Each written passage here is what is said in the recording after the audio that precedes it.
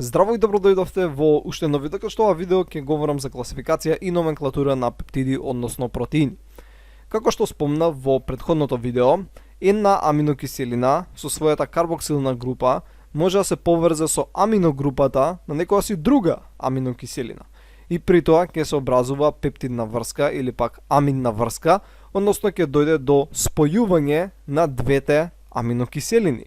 И при образување на оваа пептидна врска се ослободува една молекула на вода. И во овој случај, бидејќи овој пептид го градат моментално две аминокиселини, се нарекува дипептид. Нормално ова може да продолжи, бидејќи сега овдека имаме слободна карбоксилна група, може аминогрупата така од некоја друга аминокиселина сега да реагира со оваа карбоксилна група и да се додаде и наредната аминокиселина и така натаму и така натаму. И можеш да додаваш аминокиселини постојано. И добиваш се поголеми и поголеми синџири од аминокиселини. Сега, кога се именуваат синџириве од аминокиселини или пак кога се бележат, земено е по договор да на левата страна стои аминокрајот, додека на десната страна стои карбоксилниот крај.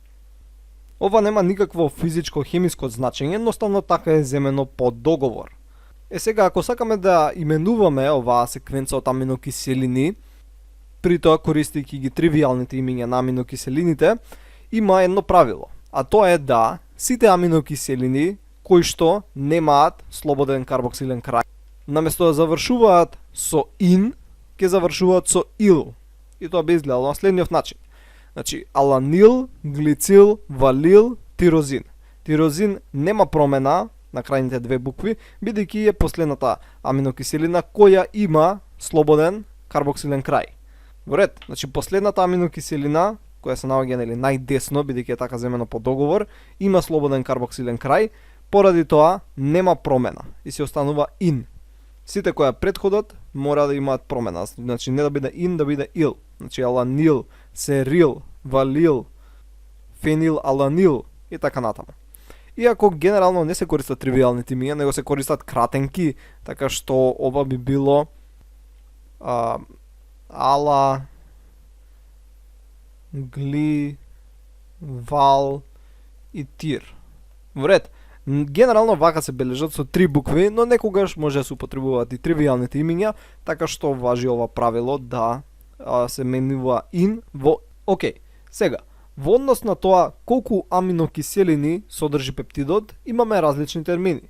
Така што ако содржи две аминокиселини се нарекува дипептид, ако содржи три аминокиселини се нарекува трипептид, ако содржи 4 се нарекува тетрапептид и така натаму. Додека термините олигопептид и полипептид не се јасно дефинирани, односно не постои универзален консензус за тоа колку аминокиселини треба да содржи пептидот за да биде наречен олигопептид или пак полипептид.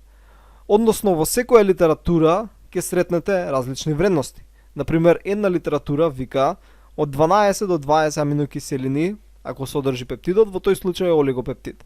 Додека друга литература вика треба да има од 2 аминокиселини до 12 за да биде класифициран како олигопептид, а ако има над 12, во тој случај е полипептид.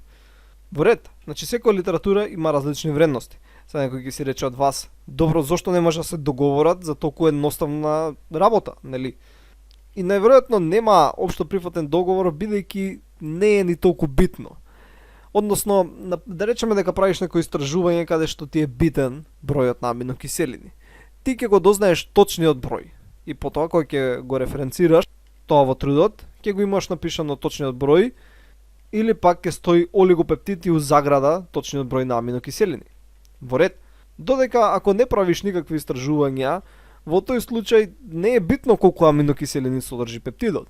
Едноставно во литературата олигопептид стои за мал пептид, додека полипептид се пишува кога некој пептид е поголем.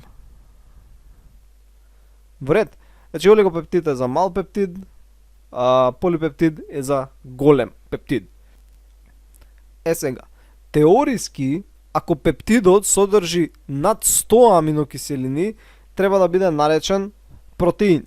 Но, во пракса не е така, бидејќи термините протеин и полипептид се користат наизменично. И јас, дури во текот на овие предавања, тие два термини ќе ги користам наизменично.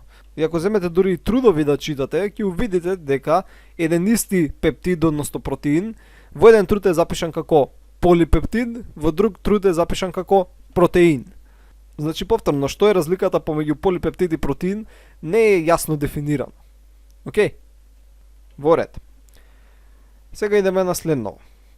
А тоа е дека протеините доаѓаат во најразлични големини. Значи, постојат мали протеини и постојат огромни, гигантски протеини. И скоро сите протеини имаат некои тривиални имиња. Например, овој протеин е инсулин, што е всушност протеински хормон кој е одговорен за снижување на нивото на глукоза во крвта. Ова е, например, цитохром С, ова е рибонуклеаза, ова е лизозим, ова е миоглобин.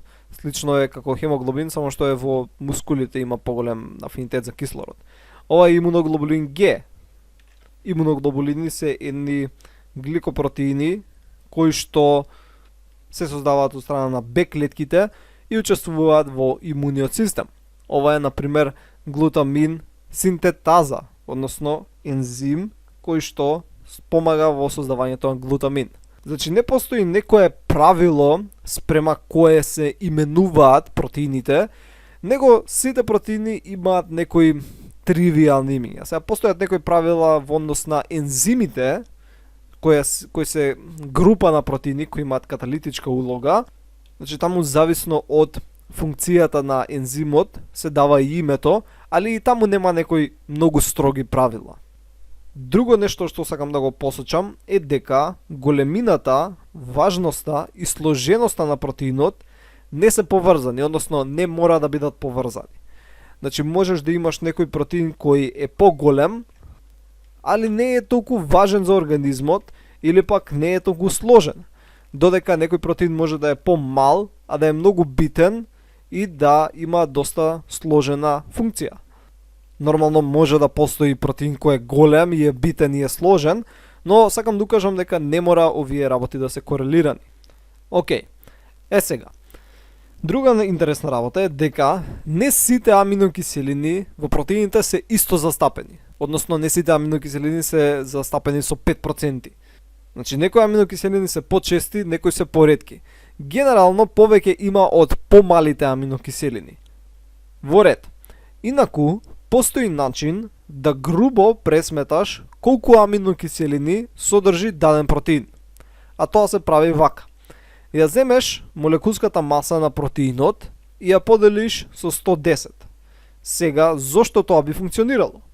Бидејќи средната молекулска маса на сите аминокиселини е 138. Односно, ја земале молекулската маса на сите аминокиселини, ја собрале и ја поделиле со 20, односно бројот на аминокиселини, и се добива 138. Но, повеќето аминокиселини кои ги градат протеините се мали аминокиселини. Поради тоа се снижува на 128 и ако се земе предвид дека при образување на една пептидна врска се губи молекула на вода, односно од секоја аминокиселина се губи една молекула вода, што една молекула на вода има 18 грами на мол молекулска маса, 128 минус 18 е 110. Така што ако молекулската маса, например, на протеинот е 1100 грам на мол, ја поделиш со 110 и добиваш дека има 10 аминокиселини. Уред, значи прилично едноставно. Следно нешто што треба да напоменам е дека протеините не мора да се мономерни, односно не мора да се изградени од еден полипептиден синџир. Значи може да се изградени од повеќе индивидуални полипептидни синџири и при тоа тие можат да бидат исти или да бидат различни. Значи имаме мултимерни протеини. Овие овдека се мултимерни протеини кои што се состојат од повеќе полипептидни синџири. Тие, како што реков, може да бидат исти. Во тој случај ќе имаме хомомултимерен протеин, бидејќи се исти полипептидните синџири, значи хомомултимерен протеин, а бидејќи има 4 ќе биде хомотетрамер. Во ред.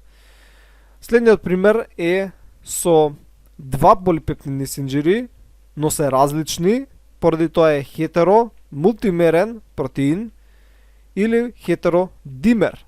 Трет пример, повторно е хетеро-мултимерен протеин, али имаме по два полипептидни синџири од секој вид. Значи имаме два бета и два делта. Ваков протеин е, например, хемоглобинот, кој што се состои од 4 полипептидни синџири, кои да 2 со 2. И последен пример е овој, повторно хетеромултимерен протеин, но составен од 3 различни полипептидни синџири. 2 бета, 2 алфа и 1 гама. И овие полипептидни синџири не мора да се поврзат со ковалентни врски. Ако се поврзат, најчесто тоа се дисулфидни мостови помеѓу тиоаминокиселините, метионин и цистеин. Но освен дисулфидни мостови, тие влегуваат во интеракција преку нековалентни интеракции. Значи хидрофобни интеракции, вандервалсови сили и слично. Океј. Во ред. И како за крај ги имаме овие работи, односно не сите протеини морат да бидат составени само од полипептиден синџир. Значи, освен полипептидни синџири, може да имаат и дополнителна компонента, која се нарекува простетична група, така што, зависно од која простетична група ја имаат додадено на нив, ги имаме следниве. Имаме гликопротеини, ако е додадено шекер, имаме липопротеини, ако има прикачено липид, металопротеини, некаков метален ион, нуклеопротеини, ако има нуклеински киселини, например такви се рибозомите, и овие сите општо се нарекуваат протеиди. Вред? Додека врз база на формата на протеинот можеме да ги поделиме на фиброзни или пак фибриларни и глобуларни. Значи фиброзни, самото име ни кажува, например на англиски е fibrous, односно влакнест. Така како влакна се, односно издолжени протеини, некоја се нарекуваат и склеропротеини, додека глобуларните се како глобула, односно како сфера, како топче. Океј, тоа беше се за ова видео, се надам дека научивте нешто ново и ќе се видиме во наредното видео, каде што ќе почнеме да збориме за структурата на протеините. Довидување!